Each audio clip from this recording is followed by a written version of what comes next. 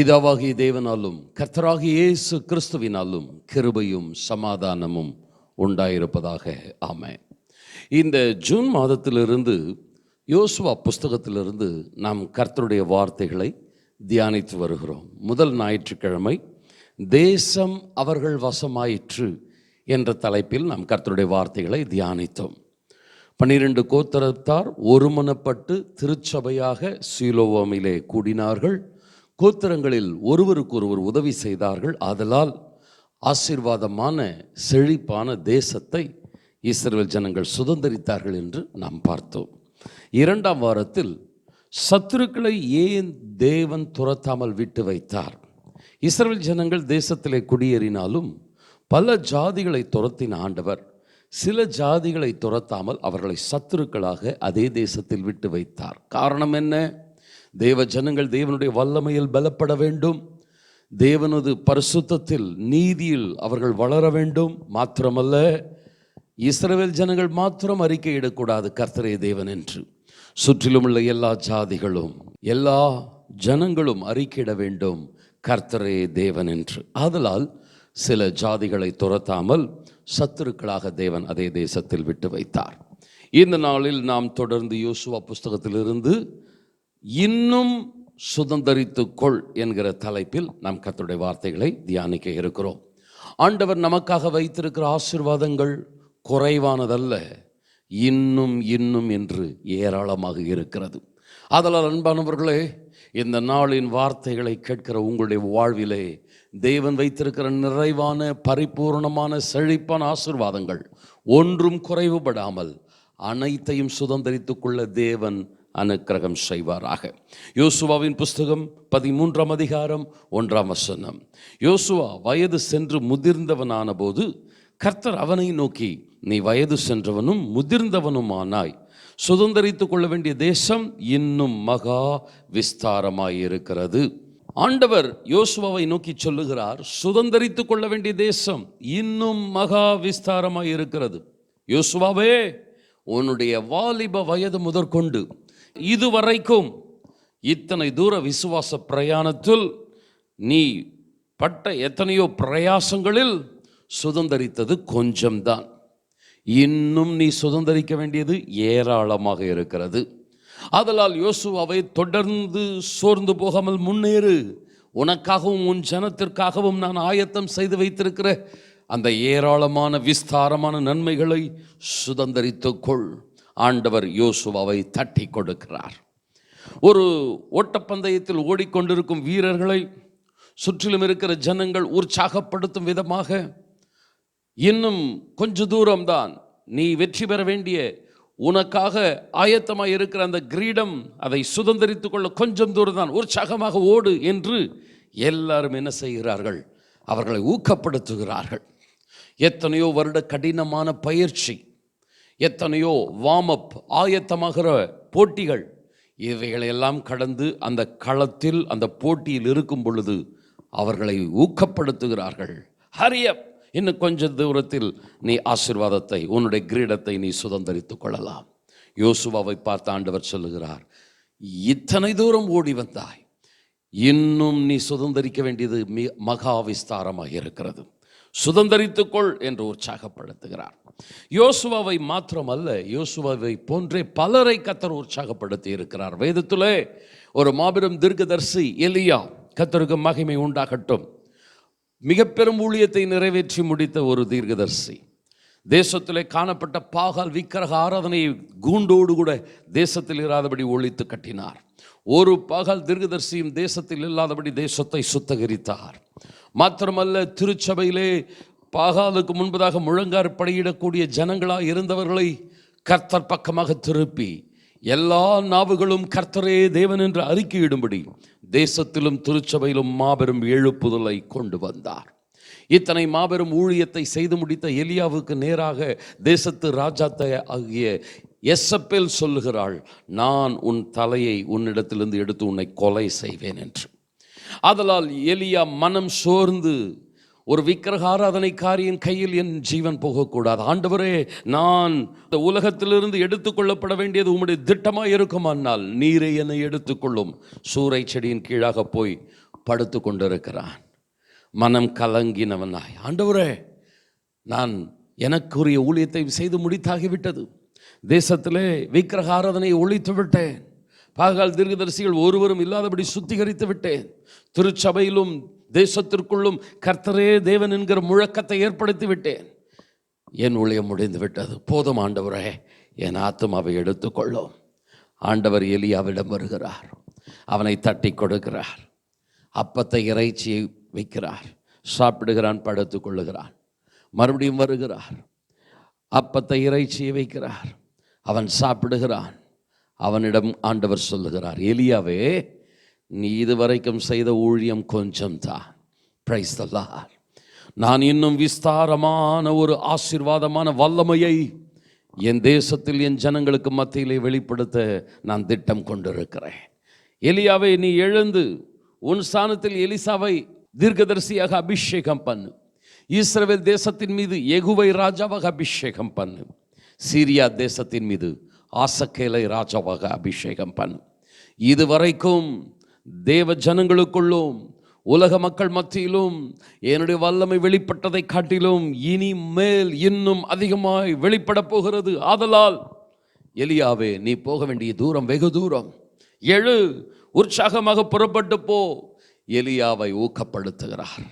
போஜன பலத்தினால், தேவ சமூகத்தின் பலத்தினால் 40 நாள் எலியா கடந்து போகிறான், சாப்பிடாமல், ஒரே பர்வதம் வரைக்கும்.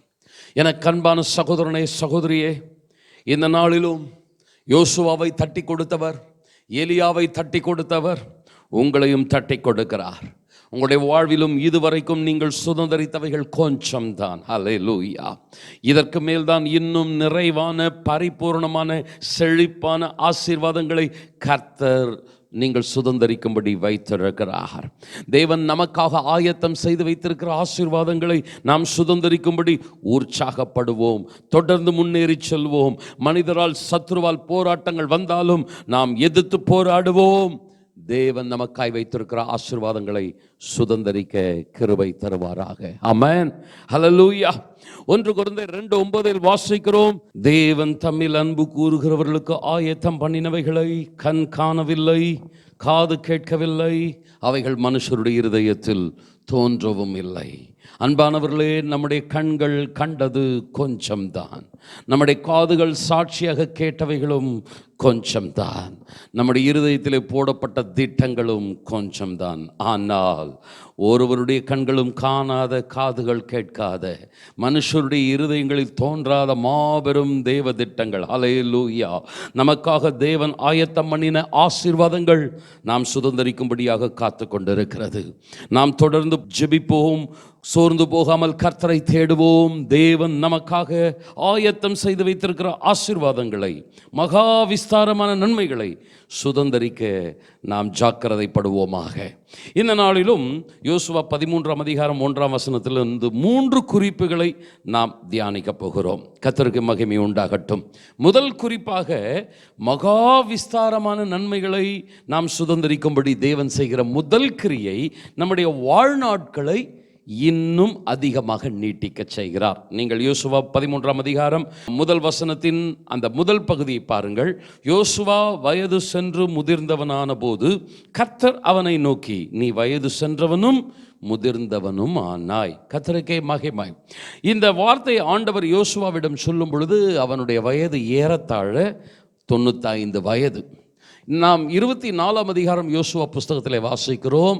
யோசுவா நித்திரை அடையும் பொழுது ஏறத்தாழ 110 வயதுள்ளவனாய் இருந்தான். 24ஆம் அதிகாரத்திற்கும் 13ஆம் அதிகாரத்திற்கும் இடையில் உள்ள கால அளவை கணக்கிட்டு பார்த்தால் ஏறத்தாழ 15 ஆண்டுகள் என்று சொல்லப்படுகிறது. அப்படியானால் ஏறத்தாழ 95ஆம் வயதில் யோசுவாவிடம் கர்த்தர் சொல்லுகிறார், நீ வயது சென்றவனும் முதிர்ந்தவனும் ஆனாய். அன்பானவர்களை கவனியுங்கள். வேதத்தில் சிலரை பார்த்து ஆண்டவர், நீ வயது சென்றவனாய் இருக்கிறாய், முதிர் வயதுள்ளவனாய் ஆகிவிட்டாய் என்று சொல்லுகிறார் என்றால் என்ன அர்த்தம் என்றால், நீங்கள் தொடர்ந்து அதற்கு அடுத்த வசனங்களை, சில வசனங்களை கவனித்து பார்ப்பீர்களானால் அவர்கள் தங்கள் ஓட்டத்தை முடிக்கப் போகிறார்கள் என்ற அர்த்தம். அவர்கள் தங்கள் பிதாக்களோடு கூட கல்லறையில் சேரப்போகிறார்கள் என்ற அர்த்தம். ஒரு சில இடத்துல தேவ மனிதர்கள் அறிக்கை செய்திருக்கிறார்கள், நான் முதிர் வயதுள்ளவனுமாய் இருக்கிறேன், வயது சென்றவனுமாய் இருக்கிறேன் என்று அவர்கள் அறிக்கையிடுகிறார்கள் என்றால், அந்த இடத்திலும் நீங்கள் கவனித்து பார்ப்பீர்களானால் அவர்கள் தங்கள் ஓட்டத்தை முடிக்கப் போகிறார்கள். தங்களுடைய பிள்ளைகளை, பேரப்பிள்ளைகளை அவர்கள் ஆலோசனை கொடுக்கிறார்கள், ஆசீர்வதிக்கிறார்கள் என்று நாம் பார்க்கிறோம். ஆதலால் வேதத்தில் எங்கெல்லாம் நீ நரை வயதும் முதிர் வயது உள்ளவனுமாய் இருக்கிறாய், நான் முதிர் வயது உள்ளவனமாய் இருக்கிறேன் என்ற வார்த்தைகள் வருகிற இடத்திலே அவர்கள் தங்கள் ஓட்டத்தை முடிக்கிறார்கள் என்ற அர்த்தம். இங்கே ஆண்டவர் யோசுவாவை பார்த்து சொல்லுகிறார், நீ வயது சென்றவனும் முதிர்ந்தவனுமாய் இருக்கிறாய். அப்படி என்றால் என்ன அர்த்தம்? யோசுவா மரணத்தை நெருங்கிவிட்டான் என்ற அர்த்தம். அன்பானவர்களே, கவனிங்கள், வேதத்தின் அடிப்படையிலே முதிர் வயது காலம் என்பது 3 வகையாக பிரிக்கப்படுகிறது. ஒரு மனிதனுடைய சராசரி முதிர் வயது காலம் 60 முதல் 70 வரைக்கும். நம் சங்கீதம் 90ஆம் சங்கீதத்தில் இதை நாம் பார்க்கிறோம். அடுத்ததாக 70 முதல் 80 வயது வரைக்கும் ஒரு மனிதனுடைய பலத்தின் மிகுதியினால் காணப்படுகிற முதிர் வயது காலம். 80க்கும் மேற்பட்டு கர்த்தர் எடுத்துக்கொள்ளுகிற வரைக்கும் அந்த முதிர் வயது காலம் என்பது நீட்டிக்கப்பட்ட முதிர் வயது காலம். இங்கே ஆண்டவர் யோசுவாவுக்கு வயதை நீட்டிக்க செய்கிறார். 95 வயதிலே அவனை பார்த்து ஆண்டவர் சொல்லுகிறார், நீ முதிர்ந்த வயதுள்ளவனாய் இருக்கிறாய். ஆனால் சுதந்திரிக்க வேண்டிய தேசம் மகா விஸ்தாரமாய் இருக்கிறது, நீ செய்ய வேண்டிய கடமை ஏராளமாய் இருக்கிறது, ஆதலால் நான் உன்னுடைய வாழ்நாட்களை நீட்டிக்க செய்கிறேன்.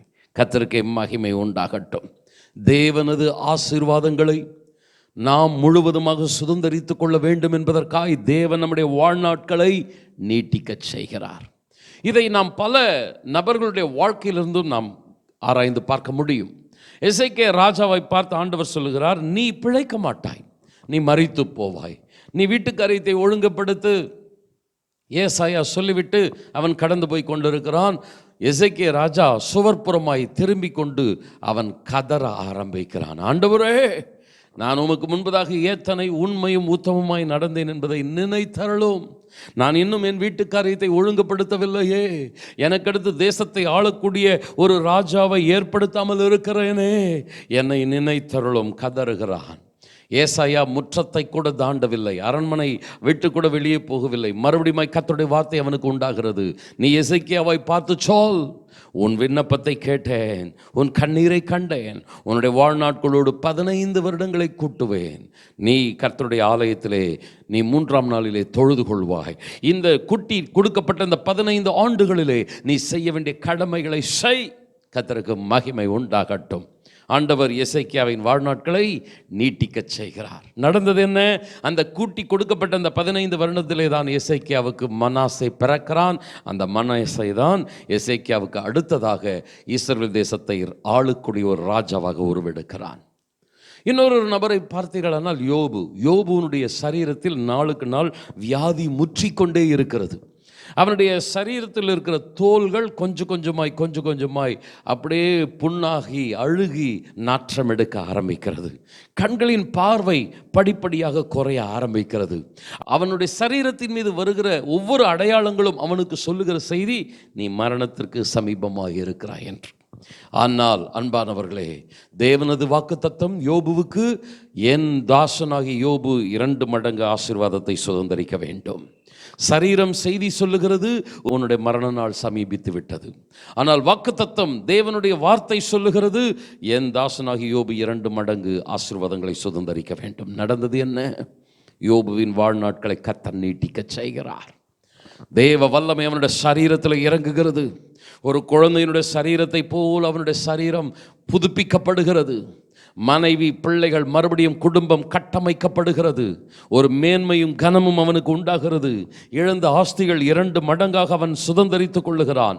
ஆம் அருமையானவர்களே, தேவன் தம்முடைய ஆசீர்வாதமான வாக்கு தத்தத்தை, அந்த விஸ்தாரமான நன்மைகளை தம்முடைய பிள்ளைகள் சுதந்திரிக்கும்படி அவருடைய வாழ்நாட்களை நீட்டிக்க செய்கிறார். இதுபோல எத்தனையோ பேரை சொல்ல முடியும். இது முதிர் வயது வியாதி. ஒரு சிலருக்கு மனிதனால், சத்துருவால் அந்த மரணம் சமீபித்திருக்கிறது. தாவீதை சத்துரு வேட்டையாட தொடருகிறான். தானியேல் சிங்கக்கெபியில் தூக்கி போடப்படுகிறான். பேதுரு சிறைச்சாலையில் அடைக்கப்பட்டு மறுநாளில் அவனுடைய தலை சிரச்சேதம் செய்யப்பட அவனை வைத்திருக்கிறார்கள். யோவானை எரியிற அந்த கொதிக்கிற எண்ணெய் கொப்பரையிலே போடுகிறார்கள். பவுலை சாகும்படி கல்லெறிகிறார்கள். இதெல்லாம் மனுஷரால் சத்துருவால் வருகிறதான மரண இருளின் பள்ளத்தாக்கு. ஆனால் நடப்பது என்ன? தேவன் வாழ்நாட்களை நீட்டிக்க செய்கிறார். முதிர் வயதோ அல்லது வியாதியோ அல்லது மனிதனால் சத்துருவால் வருகிறதான மரண இருளின் பள்ளத்தாக்கோ, தேவன் தமது கரத்தை நீட்டுகிறார். ஏன் ஜனங்களுக்காக நான் ஆயத்தம் செய்து வைத்திருக்கிற அந்த மகா விஸ்தாரமான நன்மைகளை அவர்கள் சுதந்தரிக்காமல் தங்கள் ஓட்டத்தை ஓடி முடித்து விடக்கூடாது. அன்பானவர்களே, தாவீது சொல்லுகிறான், என் காலங்கள் கர்த்தருடைய கரத்தில் இருக்கிறது. அவர் எனக்காக யாவையும் செய்து முடிப்பார். ஹல்லேலூயா. பலவீனமான நேரங்களிலே, போராட்டமான சூழ்நிலைகளிலே, மரண இருள பள்ளத்தாக்குகளிலே நீங்கள் சொல்லுங்கள், என் காலங்கள் கர்த்தருடைய கரத்தில் இருக்கிறது. ஹல்லேலூயா. யோபு சொல்லுகிறான், தேவரே நீர் சகலத்தையும் செய்ய வல்லவர், நீர் செய்ய நினைத்தது தடைப்படாது. அன்பானவர்களே, நாம் அடிக்கடியாய் அறிக்கையிடும் ஒரு வசனத்தை நான் சுட்டி காட்டிவிட்டு 2ஆம் குறிப்புக்குள் நான் கடந்து போகிறேன். 103ஆம் சங்கீதம் 5ஆம் வசனம், நன்மையினால் உன் வாயை திருப்தி ஆக்குகிறார், கழுகுக்கு சமானமாய் உன் வயது திரும்ப வால வயது போலாகிறது. இந்த சங்கீதம் ஒவ்வொரு ஜபத்திற்கு பின்பதாகவும் நாம் அறிக்கையிடக்கூடிய என் ஆத்துமாவே கர்த்தரை ஸ்தோத்திரி என்ற வார்த்தைகள் முதல் 2 வசனங்களில் காணப்படுகிறது. அடிக்கடியை சொல்லுகிற அறிக்கையிடுகிற சங்கீதத்தில் 5ஆம் வசனம் சொல்லுகிறது, நன்மையினால் உன் வாயை திருப்தியாக்குகிறார், கழுகுக்கு சமானமாய் உன் வயது திரும்ப வால வயது போலாகிறது. அருமையானவர்களே, கழுகு என்ன செய்யும்? தன்னுடைய முதிர் வயது நெருங்க அதனுடைய இறகுகள் ஒவ்வொன்றாக அதனுடைய செட்டைகளிலிருந்து விழ ஆரம்பிக்கும். கழுகுக்கு பலனே அதனுடைய செட்டைகள் தான். அந்த செட்டைகளை விரித்து அடித்து அது எழும்புவது தான் அதனுடைய பலன். அந்த செட்டைகளில் உள்ள இறகுகள் ஒன்றாக விழ விழ கழுகு அறிந்து கொள்ளும் தனக்கு பலவீனம், அந்த வயது நெருங்கிவிட்டது, முதிர் வயது. என்ன செய்யுமாம்? கழுகுகள் ஒரு உயர்ந்த மலையின் மீது போய் அமர்ந்து கொள்ளுமாம். மற்ற பறவைகளோ அல்லது மிருகங்களோ தன்னை தாக்கிவிடாதபடி பத்திரமாய் பாதுகாப்பாய் ஒரு உயர்ந்த இடத்திலே போய் அமர்ந்து கொள்ளுமாம். அந்த இடத்திலே பல நாட்களாய் காலங்களாய் அது அமர்ந்திருக்குமாம். ஒவ்வொரு இறகுகளாக விழும். ஒரு சிலவைகளை அவைகளை அதே எடுத்து போடும், சிலது தானாக விழும். ஒரு கட்டத்தில் கழுகு முழு மொட்டையாக காணப்படும். ஆனாலும் அந்த மலையிலே காத்திருக்குமாம். காத்திருக்கிற கழுகுனுடைய அந்த செட்டைகளில் மறுபடியும் புதிய இறகுகள் முளைக்க ஆரம்பிக்கும். படிப்படியாய் அந்த செட்டைகள் முழுவதும் இறகுகள் முளைத்து மறுபடியுமாய் அந்த செட்டைகளை விரித்து எழும்பும். அது எப்படிப்பட்ட காலம்? உன் வயது திரும்ப கழுகுக்கு சமானமாய் வால வயது போல ஆகிறது. ஒரு இள வயது கழுகு எப்படி செட்டைகளை அடித்து எழும்புகிறதோ அதுபோல அந்த மலையின் மீது அமர்ந்திருக்கிற கழுகு ஒரு கட்டத்தில் மறுபடியும் புதுப்பிக்கப்பட்டு பறந்து வருமா. ஏசாயா புஸ்தகத்தில் வாசிக்கிறோம், வாலிபர்கள் தங்களை நம்புகிற வாலிப பலத்தை நம்புகிறவர்கள் சோர்ந்து போவார்கள். இளைஞர்கள் தங்களுடைய பராக்கிரமத்தை நம்புகிறவர்கள் இடறி போவார்கள். ஆனால் கர்த்தருக்கு காத்திருக்கிறவர்களோ அல்லேலூயா, புது பலன் அடைந்து கழுகுகளைப் போல செட்டைகளை அடித்து உயரே எழும்புவார்கள். பிரியமானவர்களே, நான் இதற்கு முன்பதாக சொன்ன யோசுவாக இருக்கட்டும், எலியாவாக இருக்கட்டும், யோபுவாக இருக்கட்டும், தாவீதாக இருக்கட்டும், பேதுரு, பவுல், யோவானாக இருக்கட்டும், மரண இருளின் பள்ளத்தாக்கு வரும் பொழுது, முதிர் வயது கட்டத்தை நெருங்கும் பொழுது, சரீரத்தில் வியாதி பலவீனங்கள் வரும் பொழுது என்ன செய்தார்கள்? அந்த கன்மலையின் மீது போய் தங்களை அடைக்கலம் புகுந்து கொண்டார்கள். கர்த்தருக்குள் தங்களை பலப்படுத்தி கொண்டார்கள். ஆதலால் தான் கழுகுகளைப் போல சட்டைகளை அடித்து உயர எழும்பினார்கள். மகா விஸ்தாரமான ஆசீர்வாதங்களை சுதந்தரித்து கொண்டார்கள். எந்த சூழ்நிலையில் இருக்கிறீர்கள் பிரியமானவர்களே? உடைய சரீரத்தில் அதிகமான பலவீனங்களா?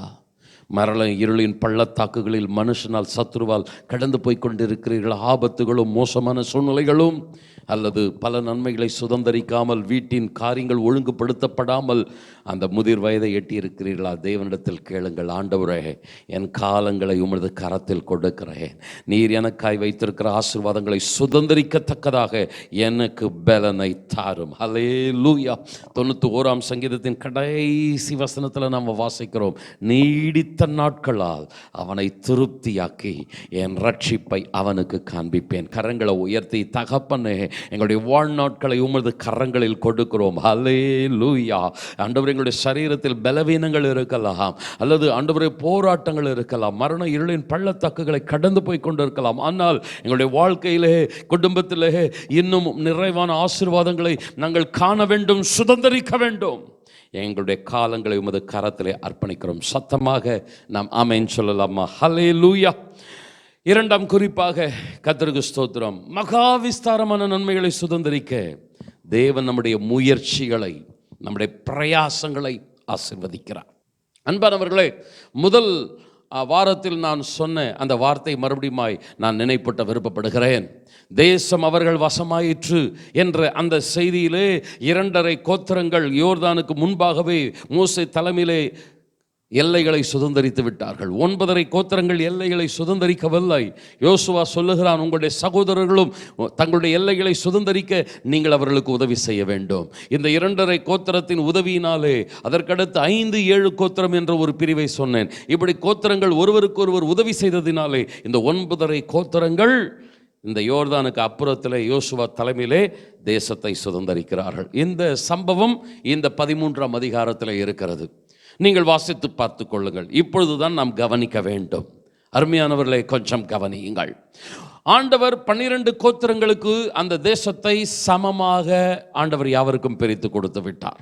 ஆனால் இங்கே என்ன ஒரு பிரச்சனை இருக்கிறது? 12 கோத்திரத்திலே யோசேப்பின் புத்திரர்களாகிய மனாசே, எப்பிராயிம் அவர்கள் ஜனம் பெருத்தவர்களாக இருக்கிறார்கள்.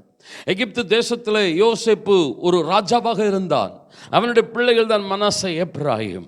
அவருடைய சந்ததி மிகவும் பெருத்ததாக இருந்தது. ஜனம் மிகுந்தவர்களாய் காணப்பட்டார்கள்.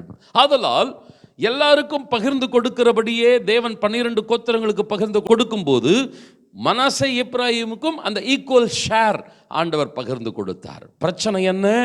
இவர்கள் ஜனம் பெருத்தவர்கள். சிலர் வீடுகளை தேடுவார்கள். எப்படி தேடுவார்கள்? எங்களுக்கு ஒரு பெட்ரூம், ஒரு ஹால் இருந்தால் போதும், நாங்கள் ஃபேமிலியை ரன் பண்ணிடுவோம். ஒரு சிலர், எங்களுக்கு டபுள் பெட்ரூம் இருந்தால் தான் எங்களுக்கு எல்லாமே சரியாக இருக்கும். ஒரு சிலருக்கு 3 பெட்ரூம் எடுத்தாலும் அந்த இடம் போதாது.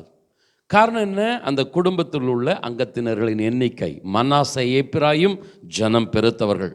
அவருடைய வம்சம், அவருடைய கோத்திரம் மிகவும் பலத்தது. ஆதலால் யோசுவாவிடத்தில் வருகிறார்கள். அவர்கள் யோசுவாவிடம் முறையிடுகிறார்கள், யோசுவாவே, எல்லாருக்கும் கொடுக்கிறபடி நீர் எங்களுக்கு இந்த இடத்தை பிரித்து கொடுத்திருக்கிறீர். ஆனால் நாங்கள் ஜனம் பெருத்தவர்கள், எங்களுக்கு இந்த இடம் போதவில்லை, எங்களுக்கு மிகவும் நெருக்கடியாக இருக்கிறது. ஆதலால் எங்களுக்கு இன்னும் இடத்தை நீங்கள் கூட்டி தர வேண்டும். யோசுவா அவர்களுக்கு என்ன சொல்லுகிறான் பாருங்கள். யோசுவா 17ஆம் அதிகாரம் 17-18 வசனங்கள். யோசுவா யோசேப்பு வம்சத்தாரையும் எப்பிராயிமரையும் மனாசேயரையும் நோக்கி, நீங்கள் ஜனம் பெருத்தவர்கள், உங்களுக்கு மகா பராக்கிரமமும் உண்டு, ஒரு பங்கு மாத்திரமும் அல்ல, மலை தேசமும் உங்களுடையதாகும். அது காடானபடினாலே அதை வெட்டி திருத்துங்கள், அப்பொழுது அதன் கடையாந்தரம் மட்டும் உங்களுடையதாக இருக்கும். கானானியருக்கு இருப்பு ரதங்கள் இருந்தாலும், அவர்கள் பலத்தவர்களாக இருந்தாலும் நீங்கள் அவர்களை துரத்தி விடுவீர்கள் என்றான். கவனிக்க வேண்டுகிறேன், சுதந்தரிக்க வேண்டிய தேசம் மகா விஸ்தாரமான தேசம்தான். ஆனால் கர்த்தர் எல்லைகளை பங்கிட்டு கொடுக்கும் பொழுது எல்லா கோத்திரங்களுக்கும் சரிசமமாக பங்கிட்டு கொடுத்தார். ஆனால் இன்னும் சுதந்தரிக்க வேண்டிய எல்லைகள் 12 கோத்திரங்களுக்கும் உண்டு. ஆனால் மனாசே, எப்பிராயிமுக்கு அந்த நெருக்கடியான சூழ்நிலை இருக்கிறது. உடனே சுதந்தரித்தாக வேண்டும். கர்த்தருக்கு ஸ்தோத்திரம். எப்பிராயிமர், மனாசே பார்த்து சொல்லுகிறான், நீங்கள் பலத்தவர்களாக இருக்கிறீர்கள், நீங்கள் ஜனம் பெருத்தவர்களாக இருக்கிறீர்கள், உங்களுக்கு நான் பங்கிட்டு கொடுத்த அந்த எல்லைக்கு பக்கத்தில் இருக்கிற மலை தேசமும் உங்களுடையது தான். ஆனால் அந்த மலை தேசம் எப்படிப்பட்ட இருக்கிறது? அடர்ந்த காடுகள் நிறைந்த பகுதி. அந்த அடர்ந்த பகுதிக்குள் கானானியர் இருப்பு ரதங்களை வைத்து அந்த இடத்தை ஆளுகை செய்து கொண்டிருக்கிறார்கள். மனாசே எப்பிராயிமை பார்த்து சொல்லுகிறான், நீங்கள் போங்கள், அந்த ஜனங்களை நீங்கள் துரத்துங்கள், அந்த காடுகளை வெட்டி திரித்துங்கள், நீங்கள் ஆசீர்வாதங்களை சுதந்தரியுங்கள். கொஞ்சம் இந்த குறிப்பை ஆழமாய் உன்னிப்பாய் கவனிக்க கேட்கிறேன். முக்கியமாக கிறிஸ்தவ குடும்பங்களில் உள்ள பிள்ளைகள் கவனிக்க நான் அன்போடு கூட கேட்கிறேன். கர்த்தருக்கு மகிமை உண்டாகட்டும். ஒரு குறிப்பிட்ட காலம் வரைக்கும் ஆசீர்வாதங்களை சுதந்தரிப்பதற்கு சிலருடைய உதவிகளை ஆண்டவர் நமக்கு கூட வரச் செய்வார். ஒருவேளை தேவனது கிருபையினாலே, ரட்சிக்கப்பட்டதினாலே, இரக்கத்தினாலே ஆண்டவர் நமக்கு ஆசீர்வாதங்களை கொடுப்பார். Equal share. பெற்றோருடைய ஜெபங்கள், ஊழியக்காரர் திருச்சபையில் உள்ள ஜெபங்கள், உங்களுக்கு வர வேண்டிய அந்த ஆசீர்வாதங்கள் உங்களுக்கு வந்து சேரும். அது இயற்கையாய் நமக்கு கிடைக்கிற பங்கு. ஆனால் அது நம்மை திருப்திப்படுத்தாது. இன்னும் நாம் விஸ்தாரத்தை சுதந்தரிக்க வேண்டும். நெருக்கடியிலிருந்து விசாலத்திற்கு போக வேண்டும். என்ன செய்ய வேண்டும்? யோசுவா சொன்னாரா மறுபடியும் 2 கோத்திரத்துக்கு இந்த மனாசே எப்ராயிம் கோத்திரத்துக்கு அந்த காடுகளை திருத்த உதவி செய்யுங்கள் சொல்லலை. நீங்கள் போங்கள், நீங்கள் அதை திருத்துங்கள், நீங்கள் பிரயாசப்படுங்கள். கவனிங்கள் அருமையானவர்களே, ஒரு குறிப்பிட்ட காலம் வரைக்கும் தான் பெற்றோருடைய ஜெபம், மற்றவருடைய ஜெபம் உங்களுக்கு உதவியாக இருக்கும். அதற்கடுத்ததாக நீங்கள் பிரயாசப்பட வேண்டும். நீங்கள் கர்த்தரை சார்ந்து ஜெபிக்க வேண்டும். நீங்கள் முயற்சிகளை எடுக்க வேண்டும். மகா விஸ்தாரமான ஆசீர்வாதங்களை சுதந்தரிப்பதற்கு தேவன் இரண்டாவது செய்கிற காரியம் நம்முடைய பிரயாசங்களை, முயற்சிகளை கவனித்து பார்க்கிறார். சோம்பேறிகள் ஒன்றையும் சுதந்தரிக்க முடியாது. நீங்கள் நீதிமொழிகளிலே பாருங்கள், சோம்பேறியினுடைய ஆத்மா விரும்பியும் ஒன்றையும் பெற்றுக்கொள்ளாது. ஆனால் ஜாக்கிரதையுள்ளவனுடைய ஆத்மாவோ புஷ்டியாக இருக்கும். ஹல்லேலூயா. சுறுசுறுப்பாக நாம் செயல்படுகிறவர்களாக இருக்க வேண்டும். இன்றைக்கு ஒரு கண்ணீரான சூழ்நிலை என்ன? அநேக குடும்பங்களிலே வீண் அலுவற்காரர்களாய், வேலை வெட்டி எந்த ஒரு காரியத்தையும் செய்யாதவர்களாய் தேவனுடைய பிள்ளைகள் சும்மா உட்கார்ந்து கொண்டிருக்கிறார்கள். பெற்றோர் உங்களுக்காக வைத்திருக்கிற ஆஸ்தி, அவர்கள் உங்களுக்காக ஏறெடுக்கிற ஜெபங்கள் உங்களுக்கு குறைவானது தான். அது திருப்தியை தராது. நீங்கள் விஸ்தாரமான நன்மைகளை சுதந்தரிக்க வேண்டுமானால் நீங்கள் எழும்பி பிரயாசப்பட வேண்டும். கர்த்தர் காரியங்களை வாய்க்க பண்ணுவார். கானானியருக்கு இருப்பு ரதங்கள் இருக்கலாம், ஆனால் யோசுவா சொல்லுகிறான், கர்த்தர் உங்களோடு கூட இருக்கிறார், நீங்கள் அவர்களை துரத்துவீர்கள். பெற்றோரோடு கூட இருந்தார், பிதாக்களோடு கூட இருந்தார். இப்போ சொல்ற உங்களோடு கூட கர்த்தர் இருக்கிறார்.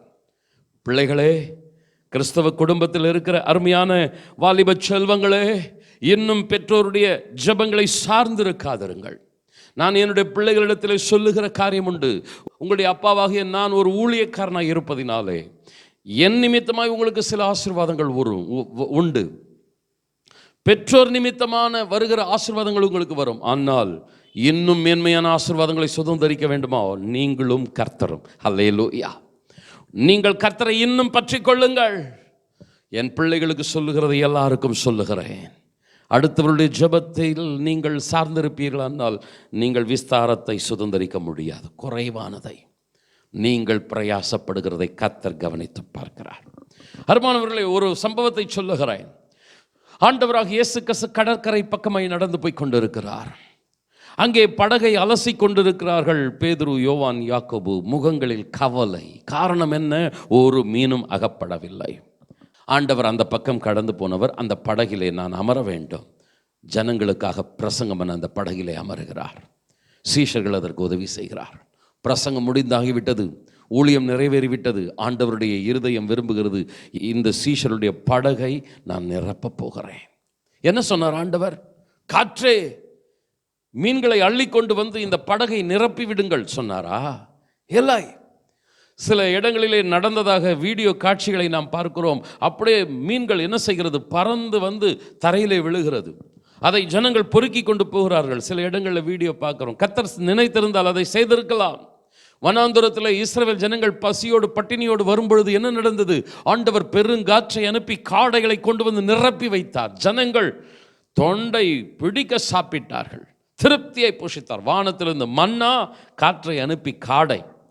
ஆனால் அதே தேவன் இஸ்ரவேல் ஜனங்கள் கானான் தேசத்துக்குள்ள காலடி எடுத்து வச்ச உடனே வானத்தை, மன்னாவை ஸ்டாப் பண்ணிட்டாரு, காடையை ஸ்டாப் பண்ணிட்டார். போங்கள், விவசாயம் பண்ணுங்கள், நீர் பாய்ச்சுங்கள், அறுவடை செய்யுங்கள், பிரயாசப்பட்டு புசியுங்கள்.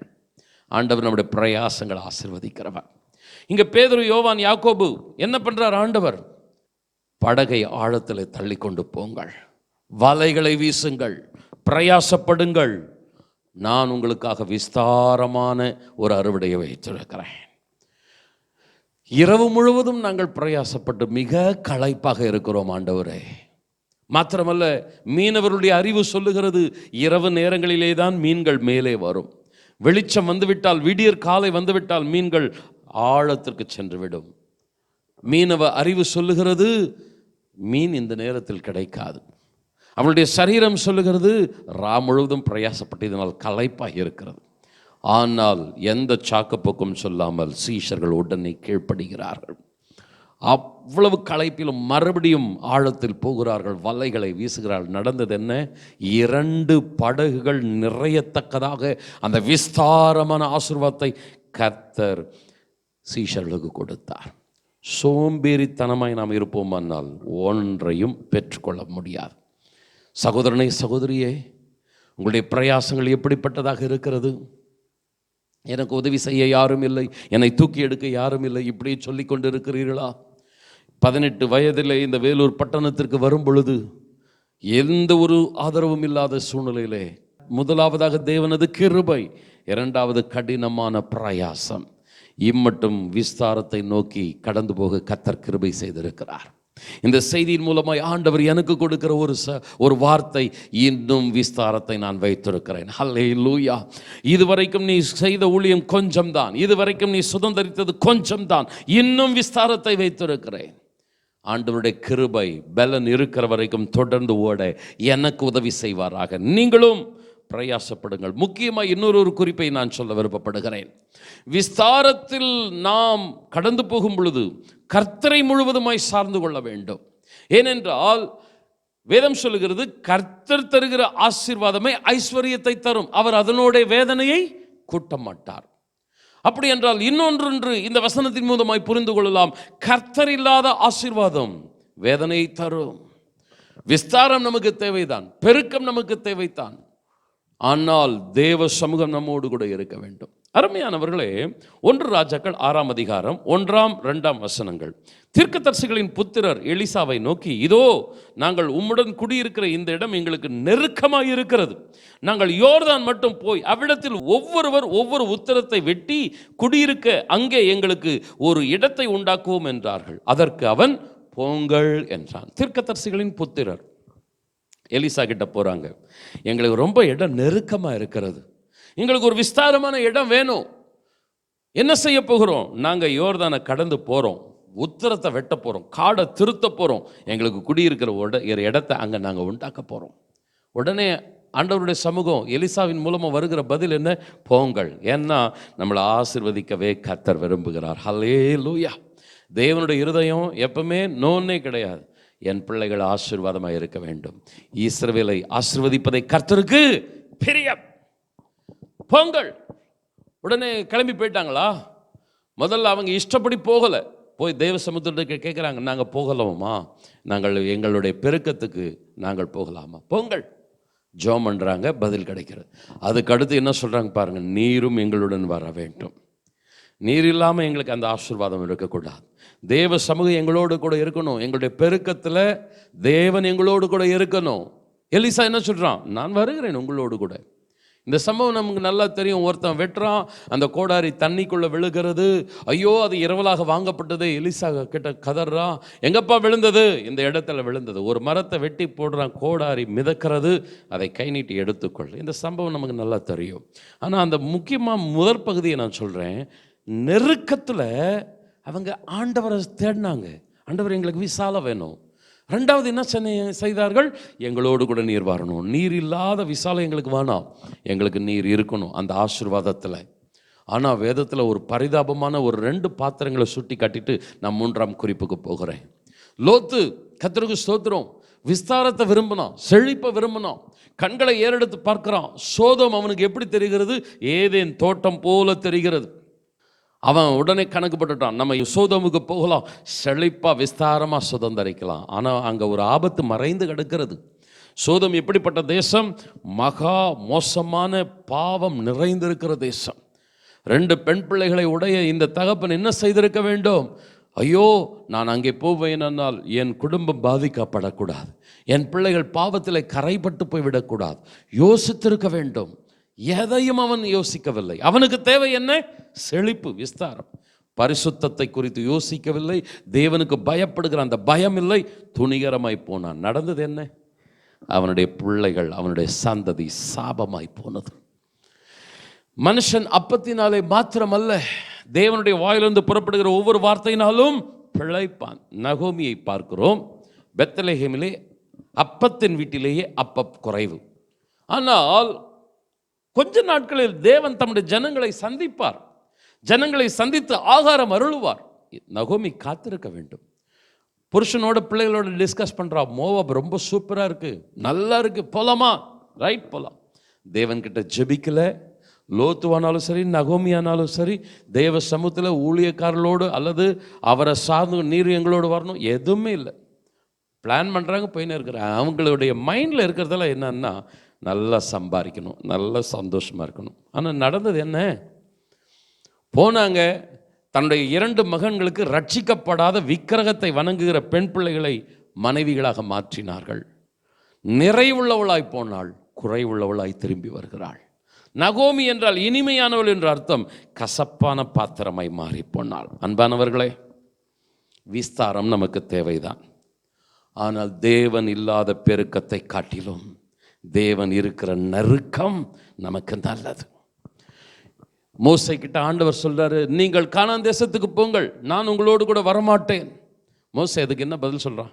எனக்கு விஸ்தாரம் வந்தால் போதும், செழிப்பு வந்தால் போதும் சொன்னானா? இல்லை ஆண்டவரே, நீர் எங்களோடு கூட கானானுக்கு வராவிட்டால் நாங்கள் இந்த வனாந்தரத்திலேயே இருப்போம். நீர் இல்லாத செழிப்பு எங்களுக்கு வேண்டாம், நீர் இருக்கிற இந்த நெருக்கம் எங்களுக்கு போதும். ஹல்லேலூயா. இந்த காலவெளியிலே அன்பானவர்களே, விஸ்தாரத்தை கர்த்தர் வைத்திருக்கிறார். பிரயாசப்படுங்கள், முயற்சி எடுங்கள். ஆனால் வெறும் சரீர முயற்சியோடு இருந்து விடக்கூடாது.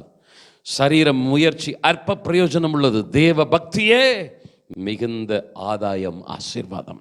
ஆண்டவருடைய சமூகத்தை இழுத்து பிடித்துக் கொள்ளுங்கள். உங்களுடைய பிரயாசங்களில் தேவனை முக்கியத்துவப்படுத்துங்கள். நிச்சயமாய் கர்த்தர் விஸ்தாரமான ஆசீர்வாதத்தை வைத்திருக்கிறார். விஸ்தாரமான ஆசீர்வாதத்தை சுதந்தரிப்பதற்கு வாழ்நாட்களை நீட்டிக்கச் செய்கிறார். நம்முடைய பிரயாசங்களை கவனித்து பார்க்கிறார். 3ஆவதான குறிப்பு, முக்கியமான குறிப்பு, இதை கூர்மையாய் கவனிக்க கேட்கிறேன்.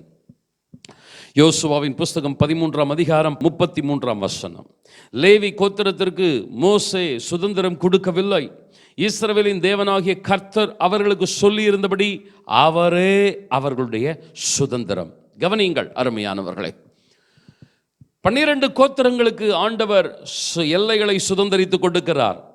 ஆனால் லேவி கோத்திரத்திற்கு ஆண்டவர் சொல்கிறார், நானே உன் சுதந்திரம். மற்றவர்களுக்கெல்லாம் இடங்கள், ஆஸ்திகள், சொத்துக்கள். ஆனால் லேவியை பார்த்து சொல்கிறார், நானே உனக்கு சொத்து, நானே உனக்கு ஆஸ்தி, நானே உன்னுடைய சுதந்திரம். அருமையானவர்களே, இந்த லேவி கோத்திரத்துக்கு ஏன் இப்படி செய்தார்னா, லேவி கோத்திரத்தை ஆண்டவர் பிரித்தெடுத்து திருச்சபையை நடத்தக்கூடிய கோத்திரமாய் மாற்றினார். இந்த லேவி கோத்திரத்திலிருந்து தான் ஆசாரியர்கள் வந்தார்கள். கர்த்தருக்கு ஸ்தோத்திரம். அப்படி என்றால் ஜனங்களை நடத்தக்கூடிய ஒருவன் ஜனங்களுக்கு முன்பதாக எப்படிப்பட்டவனாக இருக்க வேண்டும் என்றால், ஒரு ஆழமான அர்ப்பணிப்புடையவனாக இருக்க வேண்டும். கர்த்தருக்கு ஸ்தோத்திரம். தேவ ஜனங்களுக்கு முன்பதாக ஊழியக்காரன் ஆழமான அர்ப்பணிப்புடையவனாக இருக்க வேண்டும். 12 கோத்திரங்களுக்கு எல்லையை கொடுத்த ஆண்டவர் லேவி கோத்திரத்துக்கு ஏன் எல்லையை கொடுக்கலன்னா, ஜனங்களுக்கு ஒரு செய்தி போகணும். திருச்சபை மக்கள் உலக பிரகாரமான எல்லா நன்மைகளும் சுதந்திரிக்கணும். நல்ல வேலை, நல்ல வாழ்க்கை, நல்ல மேன்மை எல்லாம் சுதந்திரிக்கணும். ஆனால் அவர்கள் அறிந்து கொள்ள வேண்டிய முக்கியமான செய்தி, கர்த்தர் தான் நித்தியமான சுதந்திரம். ஹல்லேலூயா. நீங்கள் உலகத்தில் எவ்வளவு சுதந்திரித்தாலும் ஒன்றத்தை மறந்துடாதீங்க, அந்த நித்தியமான பரலோகத்தை நம்ம சுதந்திரிக்கணும். தேவனே நம்முடைய சுதந்திரம். இந்த உலகம் எவ்வளவு நம்ம சுதந்திரத்தால் அது குறைவு தான். மகா விஸ்தாரமான ஒரு ஆசீர்வாதம் என்ன என்றால் அது நித்தியம், அது தேவ சாயல். அந்த தேவ சமூகத்தில் நம்மளை தாழ்த்தி அர்ப்பணிக்கணும். ஆண்டவர் லேவி கோத்திரத்தை செப்பரேட் பண்ணுறார். ஒரு பக்தி உள்ளவன் தான், ஒரு அர்ப்பணிப்புள்ளவன் தான் மற்றவர்களை அந்த அர்ப்பணிப்புக்குள் நடத்த முடியும். லேவி கோத்திரத்தை அப்படி வைக்கிறார். அன்பானவர்களே, நீங்கள் சுதந்திரியுங்கள் உலகத்தின் நன்மைகளை. எல்லா ஆசீர்வாதங்களை, கனத்தை, மேன்மையை ஜனங்கள் சுதந்தரிக்கட்டும், மறந்து விடாதிருங்கள். இதே வேதம் சொல்லுகிறது, உலகமும் அதன் ஆசை இச்சைகளும் ஒரு நாள் வரும், அழிந்து போகும். ஆனால் தேவனுடைய சித்தத்தின்படி செய்கிறவனோ என்றென்றைக்கும் நிலைத்து நிற்பான். அறிந்து கொள்ளுங்கள் அருமையானவர்களே, உலக மேன்மை, உலக ஆஸ்தி, செல்வங்கள் ஒரு நாள் அழிந்து போகும். சுதந்தரிக்க வேண்டிய மகா விஸ்தாரமான ஒரு ஆசீர்வாதம் தேவ சமூகம், அந்த நித்தியம், தேவனே நம்முடைய சுதந்திரம். ஹல்லேலூயா. பவுல் அப்போஸ்தலன் இதைத்தான் சொல்லுகிறார். பிலிப்பியர் 3:12 நான் அடைந்தாயிற்று அல்லது முற்றும் தேறினவனானேன் என்று எண்ணாமல் கிறிஸ்து இயேசுவினால் நான் எதற்காக பிடிக்கப்பட்டேனோ அதை நான் பிடித்து கொள்ளும்படி ஆசையாய் தொடருகிறேன். பவுலனுடைய அறிக்கை என்ன? நான் அடைஞ்சிட்டேன் இல்லை. ஒரு தேறின பரிசுத்தவான், நியாயப்பிரமாணத்தின்படி குற்றம் சாட்டப்பட முடியாதவன், அவனை கை நீட்டி ஒருத்தரும் ஒன்றும் சொல்லிட முடியாது. அவ்வளவு குற்றம் சாட்டப்படாத வாழ்க்கை. மாத்திரமல்ல, 1ஆம் நூற்றாண்டில் பெரிய அப்போஸ்தலன், பயங்கரமாய் கர்த்தரால் வல்லமையாய் பயன்படுத்தப்பட்டவன். ஆனால் பவுலுடைய அறிக்கை என்ன? நான் இன்னும் அடையலை, நான் இன்னும் தேரலை, நான் இன்னும் விஸ்தாரத்தை நோக்கி போகணும், இன்னும் நிறைய நான் சுதந்தரிக்கணும். எதை சுதந்தரிக்கணும்? அந்த தேவ சாயலை. ஹல்லேலூயா. ஆண்டவர் என்னை எதற்காய் பிடித்தாரோ அதை நான் பிடித்து கொள்ளும்படி ஆசையான ஓடுகிறேன். பின்னானவைகளை மறக்கிறேன், முன்னானவைகளை நாடுகிறேன். எனக்கு உலகத்தில் லாபமாய் இருக்கிறவைகளை நஷ்டம் என்று எண்ணுகிறேன். எனக்கு பெருமையாய் மேன்மையாய் இருக்கிறவைகளை குப்பையாக கருதுகிறேன். ஏப்பா, எல்லா உலக பிரகாரமான மேன்மையை ஆண்டவர் பவுலுக்கு கொடுத்தாலும் பவுலுக்குள்ள ஒரு சிந்தனை என்னன்னா, இதெல்லாம் எனக்கு விஸ்தாரம் கிடையாது. அந்த தேவ சாயல், அந்த பரலோகம், அவருடைய அந்த சமூகத்தில் அவரை போலவே நான் மாறுகிற அந்த பாக்கியம், இதுவே நான் சுதந்தரிக்க வேண்டிய விஸ்தாரம். ஆனால் இன்றைக்கு கிறிஸ்தவம் எப்படி இருக்கிறது? அந்த உலக மேன்மை, பகட்டான வாழ்க்கை, இதைத்தான் ஆசீர்வாதம் என்று ஓடிக்கொண்டு இருக்கிறார்கள். அருமையானவர்களை அறிந்து கொள்ளுங்கள், சுதந்தரியுங்கள், தேவன் கொடுக்கிற நன்மைகளை அனுபவியுங்கள். ஆனால் ஒன்றை அறிந்து கொள்ளுங்கள், ஒரு நாள் இந்த உலகம், அதனுடைய ஆசை இச்சைகள், நம்முடைய ஆஸ்தி செல்வங்கள் எல்லாவற்றையும் நாம் விட்டு விட்டு நித்தியத்திற்கு போக போகிறோம். சுதந்தரிக்க வேண்டிய மகா விஸ்தாரம், கர்த்தரே நமது சுதந்திரம். இன்னைக்கு விசுவாசிகள், நான் இன்னைக்கு ஞானஸ்தானம் எடுத்துட்டேன், நான் அபிஷேகம் பெற்றுட்டேன்பா, ரட்சிக்கப்பட்டுட்டேன், நான் சபையில் சில ஊழியங்களை செய்கிறேன், நான் பாஸ்டரோடு சேர்ந்து ஊழியங்களை செய்கிறேன், கொயரில் இருக்கிறேன், நான் சில்ட்ரன் பல காரியங்களை செய்கிறேன். இன்றைக்கி அது ஒரு பெருமையாக பேசுகிறாங்க. ஆனால் பவுல் சொல்கிறாரு, நான் இன்னும் தேரலை, நான் இன்னும் அடையலை.